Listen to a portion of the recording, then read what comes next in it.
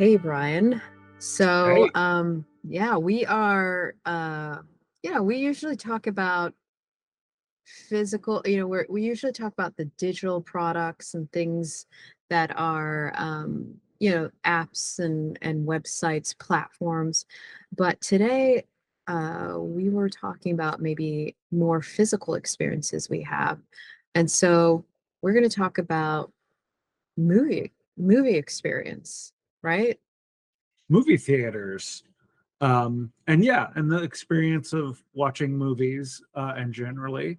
Um, I wrote down 10 items for us to like go through and talk about in regards to uh, stuff that we maybe love about the movie theaters and stuff that maybe is killing the movie theaters. So, um, start with number one, movie trailers. Uh, so I'm gonna say I used to love movie trailers. I used to love, like, I would go to a movie and I would be so excited. It was so exciting, like when it would start.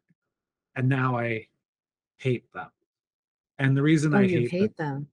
I hate them now because usually they're so long. And there's like an advertisement for this. And then there's AMC with Nicole Kidman and she walking through or something or another. And then there's the popcorn thing and the don't forget to shut your phones up and all this stuff. And then half the time the movie trailers that we'll see, we've already seen on YouTube. We've already seen on YouTube or we've seen before, and they've kind of lost the special quality, I feel, that they used to have. Right. I think what you're talking about is really interesting because now that you bring it up, I was actually thinking about movie trailers, but only in the context of them being served to me on in the internet world. But Yeah. what you're talking about is the exclusivity of seeing movie trailers that no one has seen before. Like, hey, Yes. you're almost like this insider because you're sitting at the movie theater about to watch a particular film, but beforehand, you get four or five new trailers that you can talk about with your friends. Things that you've never heard of before, or things that you've never seen before that excite you to entice you to then want to go and continue to see, that you will want to return to the movie theater when that thing comes out. Yeah, like it really was something gatekeeping, right? Yeah. There was like gatekeeping about it that made it special. So I remember, God, I wish I remembered what movie it was, but I remember when I was in college, I know this will date me, but the Star Wars Phantom Menace came out, which was like the first prequel movie. And people would buy tickets to go to the movie theater to watch some dumb romantic comedy just because they wanted to watch the trailer for that movie on the screen. And they would literally buy it and then split and leave because they just want to go in to watch the trailer and then leave. Wow. I never heard anyone do that before. That's definitely new. Yeah. So, right. So you really are talking about almost having this new information that I think maybe that's the appeal that's been lost is just kind of having like finding out something new that that only a few few people know about because you just sat in on like the premiere of the movie or something like that. Yeah. Yeah, I remember feeling similar about movie trailers. What I loved about movie trailers is I felt like they were an art form, Yeah. where you want to give people like the essence of what the movie's about, but not give away the whole movie. And I feel like at least these days, I'm not interested in watching the trailers because I do feel like I almost get the understanding of the entire movie in the trailer. So it doesn't appeal to me to like watch the, 90-minute, 2-hour film. Yeah. And I think there became a little bit of a sameness to a lot of movie trailers, where they all suddenly started to have the same type of orchestral score, and like that weird, like the that like bah noise, like all the time, like when something bad is going to happen, there would always just be that weird like whatever. And um and but like I think about like when you have a really good movie trailer, how great they are. Like when you have one, years ago, I remember Thor Ragnarok had an awesome trailer for that movie. And it's just great when I still think that there are pretty good movie trailers that are done, but but also just to go and like it all, I feel like it also used to be maybe it would be 10 minutes of movie trailers, and now I feel like it's you're going to sit down and it might be a half hour to 45 minutes, and if you're watching a 2 hour movie, 2 hour and change movie, you're Yeah. now, as an experience, you're now committing to almost 3 hours. Yeah, I remember us, just thinking about like how much popcorn we had before Yeah. the start of the movie. Do you remember that? Where it's like, Uh, don't eat all the popcorn, right. wait, Right. wait for the movie to start, right? And so it sounds like you go through all the popcorn because I actually have not seen a movie in person in a while. And so anyway, thinking about like how much popcorn is left before the movie starts, was always one of those things. But now that you talk about trailers, I do remember really loving Inception. The Oh movie yeah. trailer for Inception was so good. I don't it know what it was, one of my, one of my favorite films, but it was like the trailer was actually really like badass. It was, but it also ruined all the other movie trailers because it's that movie that did the bang, like with that noise, and then all these other movies started to like copy that these weird noises in its style, and making everything seem so severe, as Yeah, opposed to that's true. That's yeah. true. I think that was like also, it's one of those things where I feel like there is some pressure to in Hollywood to, make a certain amount of money for a film, which just it feels like like you're almost it's almost like how you're forcing artists to put out albums every year, where sometimes an album is or not sometimes, it's creative, it comes out of you because it's inside of you, instead of this like nature of like you're on a schedule, I need you to put out a song every few months or every yeah, every year there must be an album. But another trailer that I remember really enjoying, that's very different, is Eternal Sunshine of the Spotless Mind. That was another good one that I felt, Huh. just had like this unconventional way, or story, and you could never really predict the ending. Those are my favorite films. I now will need to go uh rewatch that trailer because I do not remember it off the top of my head. I do remember loving um, the trailer for Scott Pilgrim versus the World. That was like a just awesome trailer.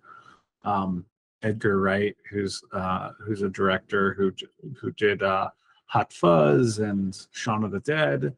Like that guy's just amazing and does it. And yeah, so you brought up popcorn, so should we skip over to snacks? Should we talk about snacks? Yeah, let's talk about snacks. Why don't you start us off with that one, and then I can. Yeah, I mean, I remember when we were talking about, the idea of this episode, Yeah. I think, one thing that I was, kind of almost like conjuring up in my mind is walking into the theater and just like the smell of popcorn was so enticing. It's almost like they were like, I don't know, using that as like a way of bringing people in. And I love popcorn. I eat popcorn. I eat popcorn like every, I think like a few times a week. That's like my go-to snack. and I do make it myself. So I have like a little popcorn um, popper, and I put butter on it. It's like a whole thing for me. But what I do remember is just loving the fact that you just have this, huge, bucket of popcorn, and you're just hanging out with your friends, and everyone's sharing. I mean, at one point, I remember even because we were so broke, we just order one, and then we'd like take the boxes where the snacks would come, be put, so you could carry like the drink and the popcorn and whatever else, and we'd pour the popcorn and snacks and kind of divvy it out amongst ourselves, um, so everyone had something to eat. But it was the smell of the popcorn and just kind of like, I don't know, it was just like at least even as a kid, we used to go to the dollar show, Mhm. and there was something about like having popcorn in the theater that was so special. And it just, yeah, it just like was like comfortable, or there's something about it that just made the experience just very unique, that you didn't have at home, with like the sound system and the big picture and these kind of like special snacks, I guess. Yeah, it's just, I don't remember us having microwave popcorn. That wasn't a thing. So popcorn was, at least for me, associated with being in the theater. So I have so many mixed feelings about snacks at the movie theaters, and I'm not going to ruin popcorn for you because I know about stuff about popcorn from having worked at a movie theater. Oh no, that's right. Don't tell me. I won't tell you. don't, don't say I won't tell you. it. Um, the so the mixed feelings I have about it is that, um, well, one thing I did learn when I worked at the movie theater, and it's true now, and this kind of goes into the conversation about price too. Part of the reason, like right now, if you go and you try to buy a soda at a movie theater, you're probably talking about $5 at least for a soda, right? Just a normal like thing of soda. Um, and so if you get soda and you get popcorn or candies or whatever, you're probably up to like about 10, $15 at least. And one of the things I learned at the movie theater, and one of the things that anybody can find out, is that the concessions cost so much because of the fact, like, that's how the theaters pay for themselves. That's how they make their money, is through concessions. And so a lot of people, I'm not sure if you do this, but I know a lot of people, I'm not going to say that I do this, but I do know a lot of people who will go to other places, buy snacks, put them into their pockets or coats or whatever, and then go to the movie theater. Um, so the and whatever, I'm not going to judge anybody for doing that, but the thing that does happen is you will then be in the movie theater and people will be uncrinkling things that they're unwrapping, or if they do buy some of the concessions there, like nacho cheese,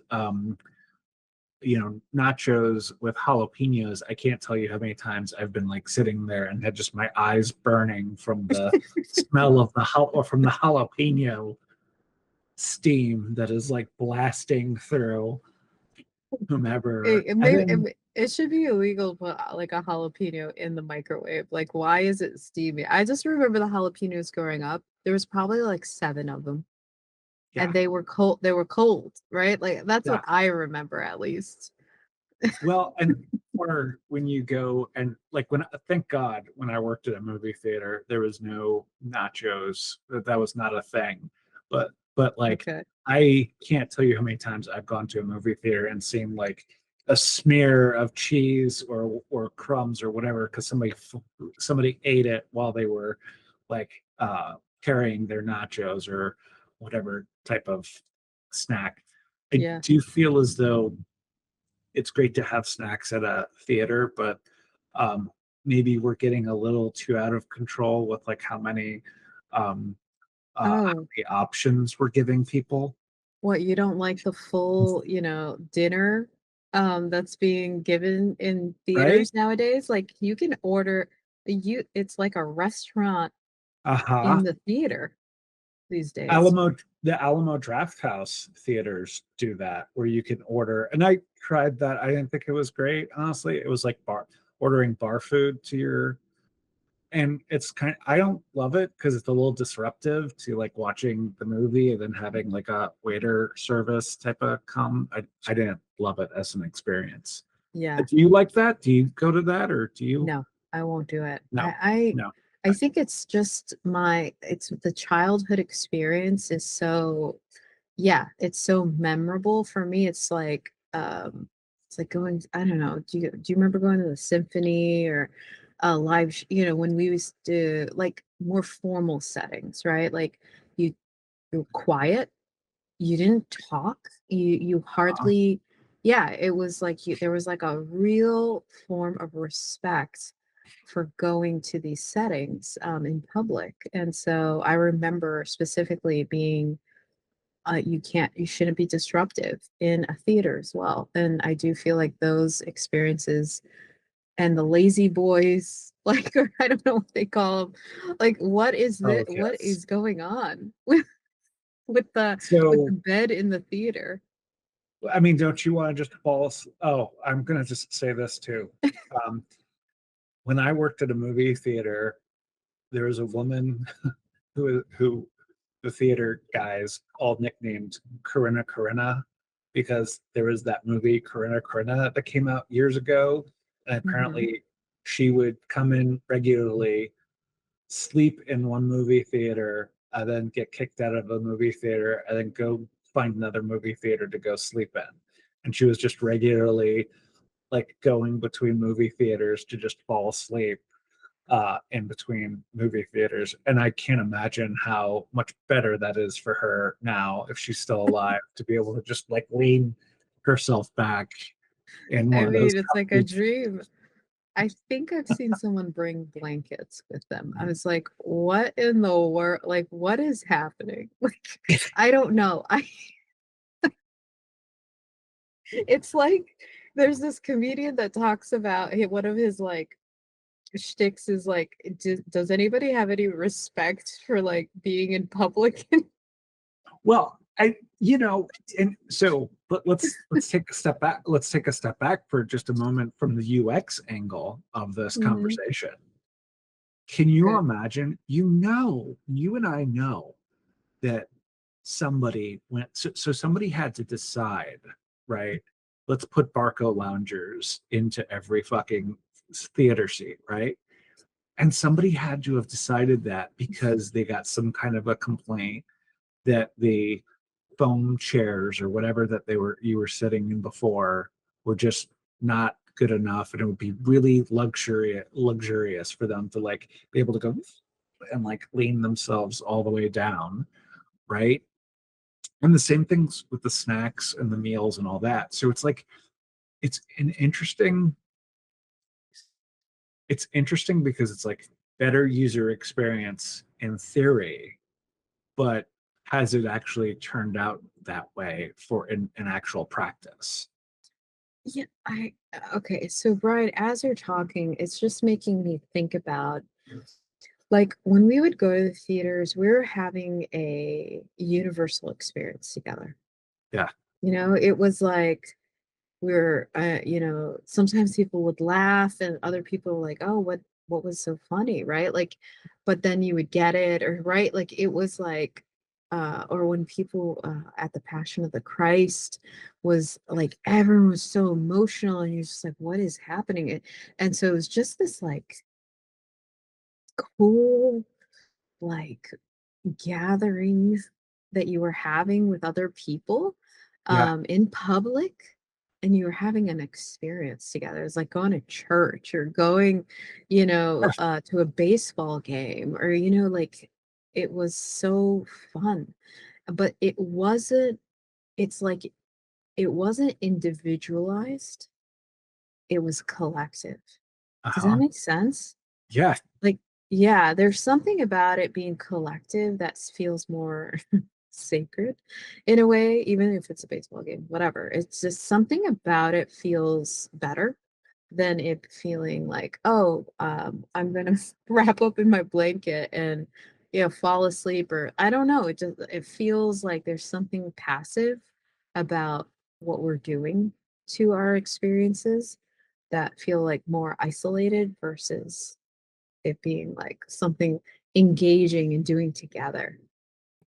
Yeah, I mean, so you hit on two of the items I had on the list, which was comfortable seating. And then Hmm. also the other item I had on the list that talks to the communal thing is children. And what I mean when I mention children, and again, this is both a plus and a plus and negative.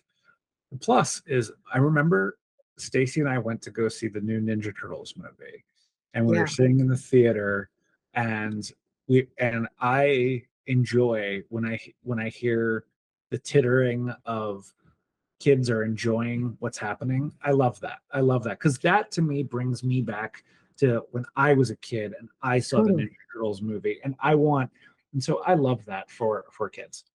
However, if I go see a horror movie or a drama and I'm sitting down and I'm like engaged in this movie, and then suddenly I start hearing your child asking inappropriate questions about a movie that was too advanced, too old for them to go to, and they start asking, you know, why did the nuclear bomb go off in Oppenheimer or whatever, or start hearing a baby crying while we're in the middle of watching a horror movie, like that is to me is like, you know, that breaks you out of the experience. I understand that, I can't imagine. I'm not a parent, so I know that people like, sometimes it's like I can't get a babysitter, but I want to just go get a break and whatever. But like, man, it's a little inconsiderate to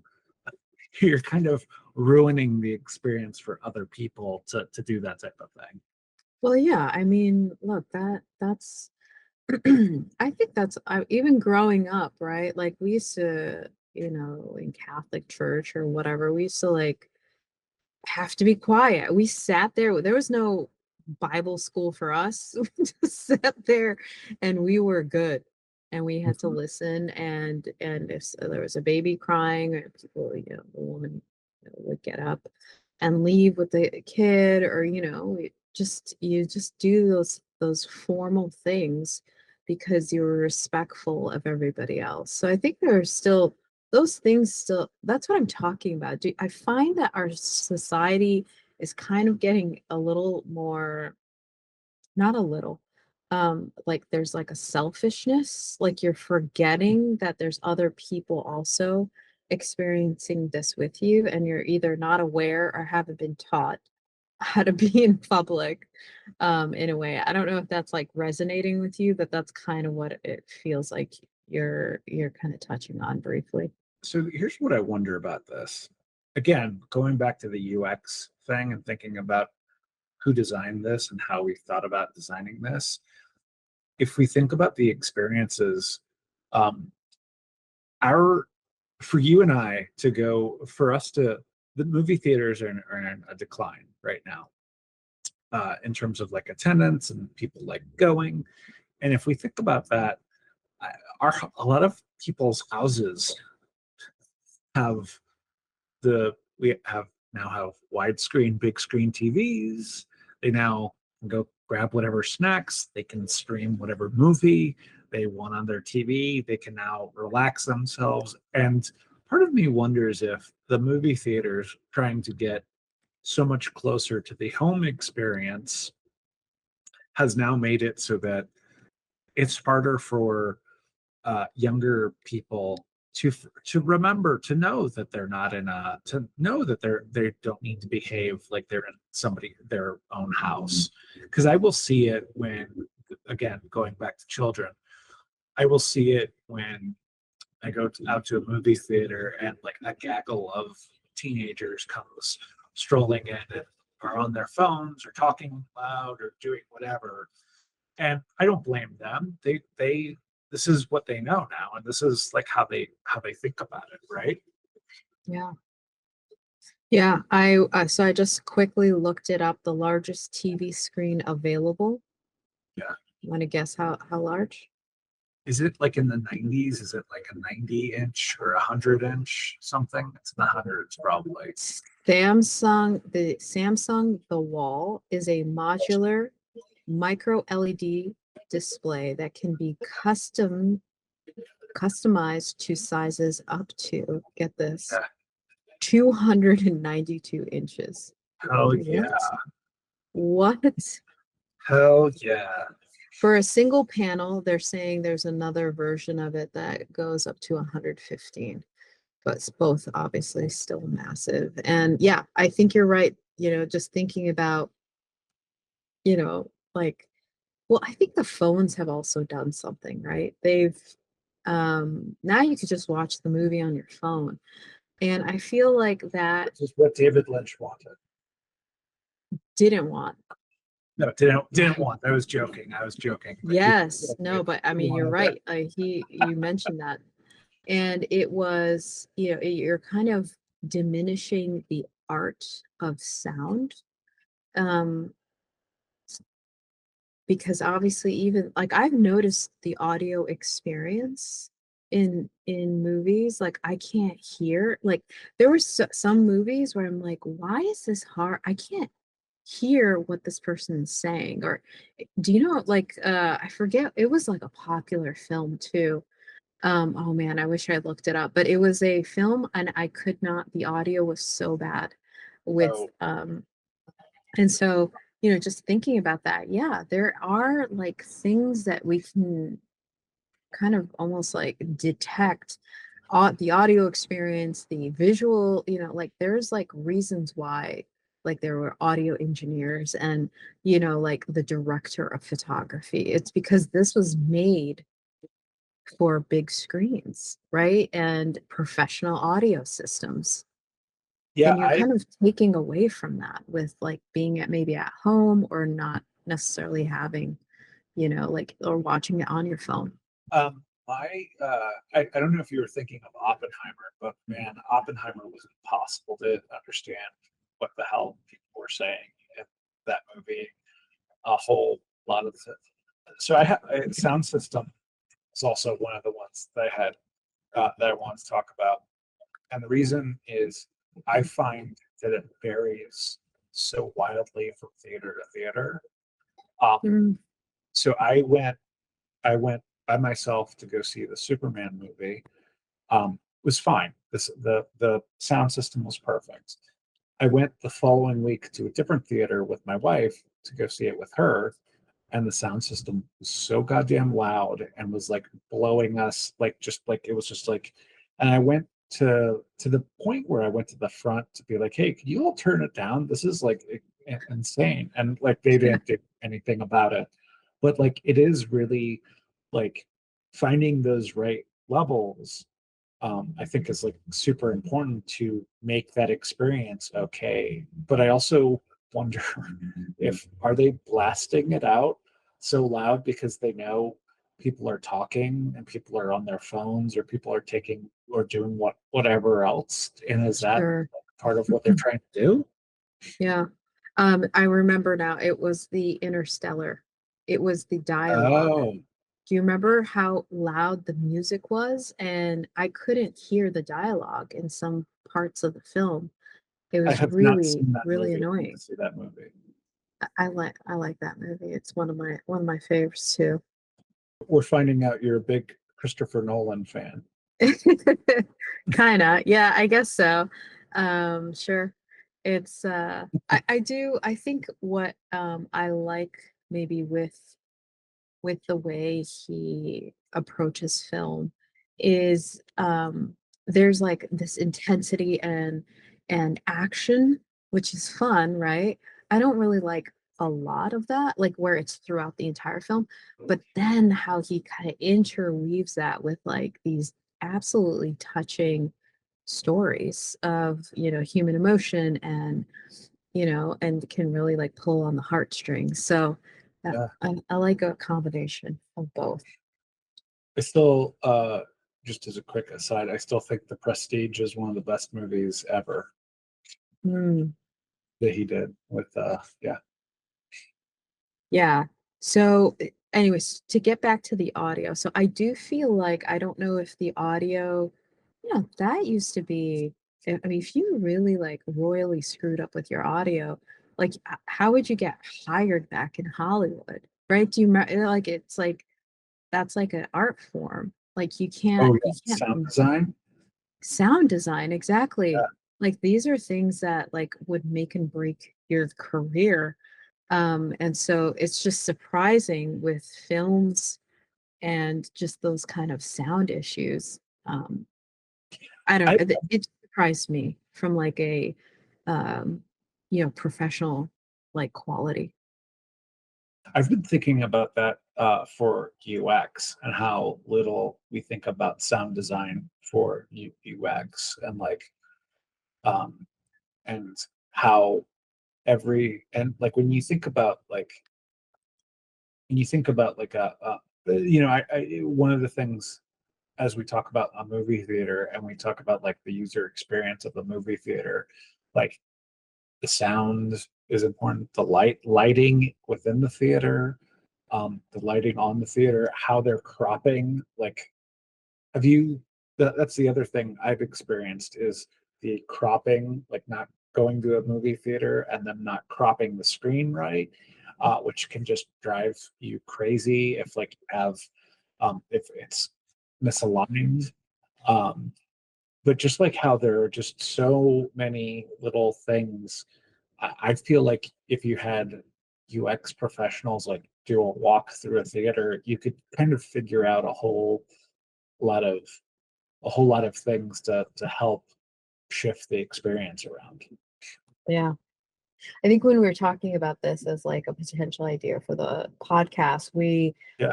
you mentioned Dark City, which I forgot to Oh tell yeah. you. I ended up watching over the weekend. Oh, that's a great movie. It's so That fun. is yeah. For people that may not know, that is a movie that predates The Matrix by like a couple months. But Matrix reused some of the sets, and it also is very similarly themed to the Matrix in many I ways. saw it. I saw some of the scenes. I was like, whoa, I had never seen that film. And Yeah, so getting to see it, I meant to bring that up to you. But yeah, got to see it. It was good. Loved yeah, I did love the way the flat earth city. I was like, oh my God.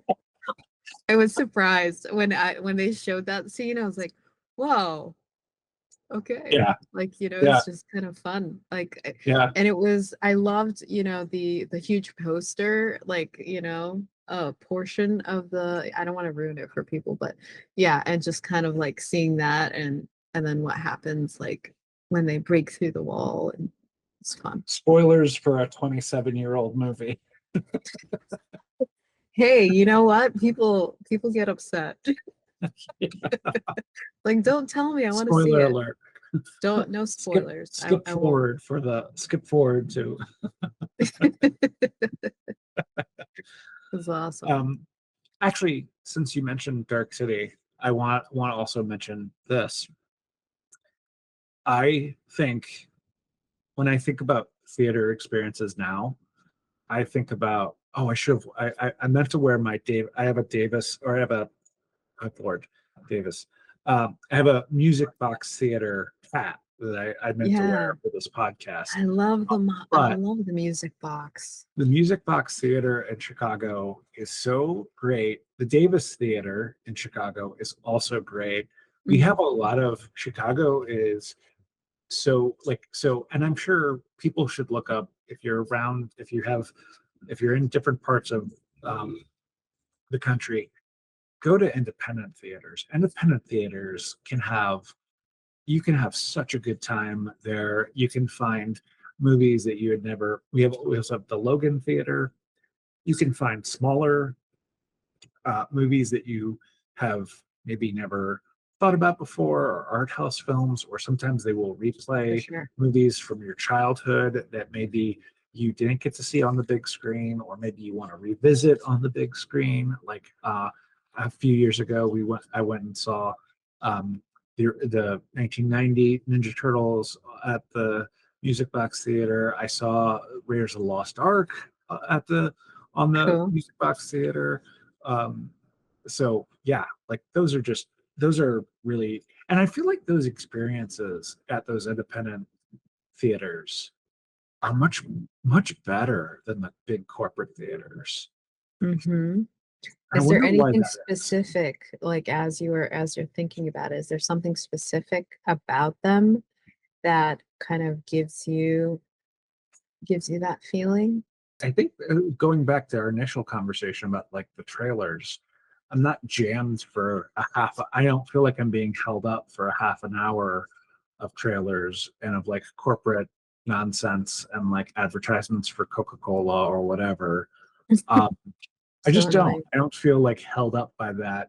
Um, I feel like when I go there more often, I'm going with friends or I'm going there's more of a community. And even if you're going there, like I've gone there on my own, and when you go there on your own, sometimes you're still in a community that all like wants to go to the have the same type of experience, which I think is important. Yeah. In a way that You in a touched, corporate theater, maybe you're not. yeah. So, I wanted to make sure we touched on cost. I think you touched on it oh yeah, briefly. I also remember, and I mentioned it briefly about the dollar show. Is that still a thing, Ryan? Do you I know? don't know. You mentioned that, and I thought about that the other day, that of how often I used to go to dollar theaters, and I don't know if dollar Yeah. theaters are still around. Why not? I don't know, but I will tell you one thing that I also looked up before we got on this, which is just as an aside. So we know that the movie theaters are suffering because of the streaming services. Sure. There's another trend that's starting to come back. That's a throwback to the 90s and early 2000s. You won't. Do you want to guess what has come back, Eve? What has A come back tr rip roaring? a A trend. trend, A trend that has come uh, back with a drive-in vengeance. theaters. I don't know. Nope. That's like obviously really old. You said something from the 90s? 90s, early 2000s to 2010s. What has What come was it? rip roaring Uh, back as a result of streaming? hmm, trying to think. As a result of because like you can't watch the film, maybe like unless you go to the theater first, so it's not released. I'm not sure. Piracy. Mm, Piracy has come. The BitTorrents, they're firing it back up. Pirate yeah. Bay. People can't afford all this stuff. If I look up, if I go to um, this app that I sometimes use to buy movie tickets, just to like look this up real quick. Um, if I go and I grab a ticket, I'm going to do like a 9 o'clock showing of a ticket. I'm going to add a ticket. Okay, so just one ticket Yes. right now, one adult ticket here in Chicago. It's a matinee. I put Doesn't it at matter. 9 o'clock, so it's 9 I p.m. Okay, okay. pick a so $14.16. And then if I decide, so if I go, okay, well, I'm going to do that. I'm going to do that, and I'm going to grab a seat, whatever, reserve seat, and then if you add, just because we're doing this now, if I'm going to do a um, drink, so if I want to drink, these are my options: $8 for an icy, um, $7.30 for a Dasani water, or $6 for a smart water or whatever. And then a large drink is almost $8. And then candy, any type of candy, is $7. So what's our grand total there? And That's you're already 35. 35 or something just for a single Yeah, person. just for a single person. So imagine doing that and thinking of like two adults is like you're at $60, and then if people are going with children, that's more. I mean, that's just insane. Yeah, it just doesn't feel like something's definitely not right. Um, with this, kind of physical experience we're talking about, right? So obviously we kind of talk through like digital experiences that are broken, but this physical experience of going to the theater feels really off Yeah, in many ways. And I think us talking about our previous experiences as kids, or like it feels like it was much more affordable to do something like get out of the house and do something a little bit more novel, I guess. And I feel like people used to go to the theaters all the time. It was always like a Friday or Saturday night thing to do. yeah. And there was a culture around what movies were coming out, and everybody. You and I were talking about like when we were younger. We both know that The Matrix was like the big thing that people our age went and saw and talked about, and the whole Matrix, Fight Club, Independence Day, Star Wars, all these types of movies where we had a common conversation around all of things. There was this kind of like late 90s, even through the 2010s. There were some really awesome films that were done. Yeah, Um, Beautifully done too. Just even historical, just thinking about some of the like Gladiator. That was like an awesome film too. That I remember a lot of my friends enjoyed, a lot of guys really enjoy that movie and still talk about that movie or scenes from that movie, or the film score was like amazing. It's just the art. It was like just done really well. or and even foreign films. There were so many great foreign films. Like I remember seeing Run Lola Run, which I don't know if you've ever Oh seen my that movie. God, That I movie is love it. so fucking good. Yeah, It's so good. yeah. Yeah. Um, and Just the like soundtrack on that film. oh man, it's It amazing. was such a good one. And I feel like that was like rave music. 100%, 100%. Like just works into a film and you're just like, what kind of music is this? Like it's Fire up, amazing. fire up the glow sticks and drive into the middle of the. You guys should watch that movie. I mean, it's not for everyone, but I liked it. Or how about Emily? Oh, That French Amelie. Yeah, film. yeah, yeah. Oh, I love Yeah. that. Yeah, that's a great movie. That was cool. And the soundtrack and just like the way the scenes were cut, and it felt like you were like inside her head, and really kind of understood her view on the world. So cool. Yeah, And yeah, it was just like there's just stuff about like certain films that also kind of, even though it may be like a film from a different time period, you just remember, oh, 2001 or 2012. I don't know why I like can reference film by a year that I totally. saw it. One thing I want to mention and talk about is two different applications that I think are interesting stories. So one app that came and kind of went was MoviePass. I don't know if do you know about MoviePass? No, no, I don't. So MoviePass became really popular. I think it was just pre-pandemic, and it unfortunately was kind of scammy because it was basically um, you spent like a monthly amount, or you spent like a subscription service for this movie pass, and then you would get to go to X amount of movies. Well, that tanked, and the whole company kind of like fell apart. But now it's come back in some kind of way. So I don't know exactly how that has all happened. I don't know who is using it. I just know that I have been hearing like sometimes hear commercials for it, but I don't know much more beyond that. Um, Another app though that I had just fired up when we were talking that I don't feel like a lot of people use or know about, but man, I really like the experience of it. It's called Atom. And the Atom app, what it does is it allows you to, so right now, I can on my phone buy a ticket, buy drinks and snacks or whatever. And the thing that I like about it and appreciate it as an experience is if I buy it, and then I can just go to the movie theater and I've already got my ticket. I can just scan my phone. I can go grab my snacks and drinks and all that. But the thing that I think I really like about it is I can text you. I could text you or I could text three other friends and I can say, I am going to this movie. Do you want to join me? And you can get the link.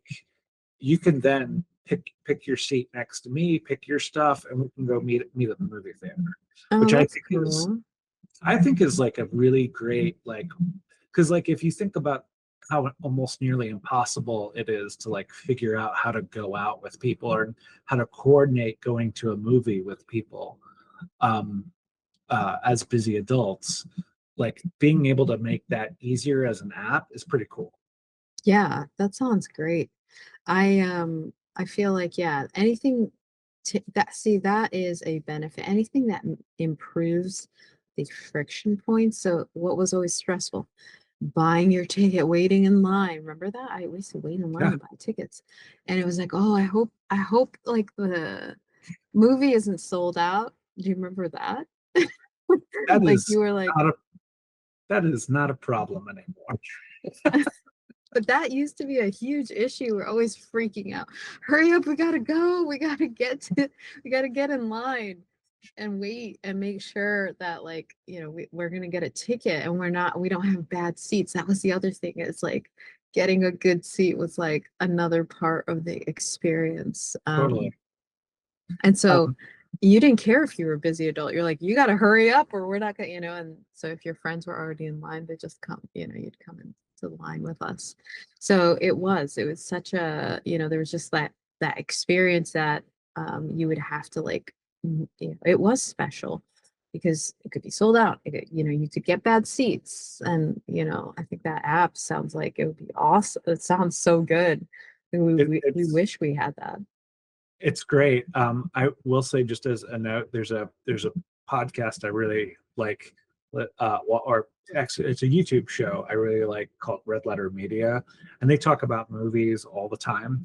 But one of the funny gags that they have is when they talk about how well something's done at the box office, they'll often screenshot the empty seats of a movie theater. Oh no. They often will just show the empty seats of a movie theater and be like, "Woo." One thing I do want to mention, I know we didn't, it's not necessarily, or maybe there's a part of the list. I don't know what part, but Okay. it's about the stories that are being told today. Yeah, And say more about that. they're not very appealing, you know? I feel like that's like another thing is like, can we get permission for people to put out some, good and bad films? Like, right? Like, but not that they have to always fit the hero's journey or these nine like the nine plots of like the film industry. Like who said this is a formula that we have to follow? Like I actually really enjoy not guessing the end of the movie, and I feel like knowing, just reading about the plots and knowing like the popular ones, it's like, oh, the character is like not, very likable, right, in the hero's journey. And by the end of the movie, some life circumstance, helps them change, and then you like the protagonist at the end. Okay. Like, it's just, I don't know, like surprise me, like write something original, like be Yeah. a little bit more cheeky or, just something where you're taking I feel like the movie industry isn't taking risks, and so it's stifling creativity. Well, yes. And not only that, but if you look at just the data, um, the movies, aside from I think Superman and Fantastic Four, which are DC and Marvel respectively, are the superhero trend of movies, they both did pretty well. But aside from the two of them, the two biggest movies that have done well this year were Sinners and Weapons, which were not based on any previous IP, were completely original stories. Cool. Um, and uh, and both of those, if you watch both of those, very surprising, very like did not follow your typical Hollywood pattern. That the story circle, the hero's journey, the stuff that a lot of stories follow. Yeah, yeah. I mean, like the coming of age films, right? There's all these plots that they follow, and I think it's not anything to do. It's the predictability of what's Yeah. happening, Yep. and the obviousness of it's like I'm not that dumb. You don't have to say that out loud. Do you know what I mean? Like there's Yeah. just parts in the movie where it's like, seriously, like, do you have to say that? Like, I don't want to know. I want to I build it up, like create some mystery around it. I think like I am a little turned off by films. I don't know if that's like coming if that's like apparent in I haven't seen a film in theaters in a while. And it's something about that just there's a spark of telling a story. And I don't know if you remember, like sometimes in school, they'd bring people who were storytellers. And, obviously they were teaching us about something in particular, but man, could they just capture the attention of 30 students. Yeah. And they just knew how to tell a story. It's like I want to get back to that essence of the magic of being enchanted, and drawn in, and you forget everything. Like that's the beauty of like what film is supposed to be, is kind of taking you away from the real world, and for a couple hours, and then dropping you back down. Do you want to hear something horrible? No. What is it? So I have read that part of the reason, I think it was like I think Netflix, and there were some other companies, streaming services, and some executives have like started to make mandates of having characters say things aloud that are not that people may not, so people can hear them, because they're saying, oh, this is so that while people are on their phones or doing their No, dishes or no, folding no, their Brian. laundry, yeah, that they I hate will. that so much. Yeah, I don't like that. Or like when people are reading text messages out loud. If you're gonna watch a movie, you're gonna dedicate yourself to this. Like, you know what I mean? Again, it's taking the enchantment, the magic, the beauty of that art form. That's why we're going to the theater. That's why we're watching this film. I want to be taken. Dark City, I Yeah. read that the director, someone, I forget who, wanted the narration at the beginning of the film because they thought people were going to understand what the movie's about. And the director pulled that out like years later from the film. And I thought, Yeah. that's pretty damn cool, right? Like, the power of like the director. Remember, directors' names used to Yeah. be as big as the title of the film. What's wrong with that? I There's a actually I think that's better because it brings like I feel like that power of like what a director can bring to the film is as important as like the film itself. there's an infamous story of Leonard Nimoy, who directed the fourth Star Trek movie. Huh? Um, there's an infamous story. I don't know if you're familiar with that movie, but in that movie, there's a giant alien probe that comes to Earth, and it just makes sound to communicate with whales. And one of the executives was like, "It needs subtitles on it." And Leonard Nimoy fought back and was like, no, no, no, we're not going to put subtitles on it. The audience is smart enough to figure out and know when this probe comes and makes sounds that's talking to the whales. And so Thank you. they did like a test screening of it, and we went through the questionnaire and they asked what was happening, and the audience was like, it's talking to the whales. And Duh. he said that the producer who had been talking to him about was like, fuck you to him. Like, yeah. Oh, the weak egos Uh-huh. of the producers. Yeah, Sorry. Anyway, um, this was a good one. This is a good episode. Anything yeah. else to kind of add? I think we covered like the list pretty good. I think yes, I do have something to add. I think that um, I think that there is stuff. I think that there is real potential to. I think there are a lot of people like you and I that are listening to this that like love movies and love TV shows, love entertainment, and love like that communal experience. And I would say that the biggest thing I would say to take away is like go support those local small independent movie theaters like the Music Box in Chicago. Find those local spaces near you, go try something different, go to a film festival, go kind of like explore and have fun with those types of movies. And if you're hosting a film festival, or if you want to do any type of like a UX talk or design movie like Helvetica, even I would love to host or help you know help help that happen. Awesome. Yeah. Thanks, you guys. Bye.